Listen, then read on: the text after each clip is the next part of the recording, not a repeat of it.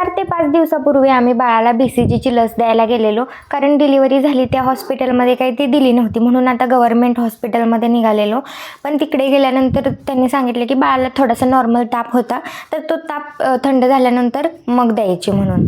तर त्या दिवशी आम्ही रिटर्न आलो आणि परत आज गेलोय. असं तर बाळ घरामध्ये जास्ती झोपत नाही, पण तिकडे गेल्यानंतर झोपलं होतं. झोपेतून उठवून त्याला लस द्यावी लागली. एवढंसं बाळ आणि जन्मल्यापासून त्याला इंजेक्शन सलाईन सुरूच आहेत आणि आज अजून इंजेक्शन. बाळ खूप रडत होतं, पण कुठला ऑप्शन नव्हता, ही लस तरी द्यावीच लागणार होती. ही BCGची लस होती, त्यामुळे बाळ थोड्या वेळाने शांत झालं. पण आता लवकरच बाळाचा 1.5 महिन्याचा डोस आहे आणि मी ऐकलंय की वॅक्सिनेशन झाल्यानंतर बाळ खूप जास्ती रडतात, पाय वगैरे सुजतो थोडाफार जिकडे इंजेक्शन दिलंय ते.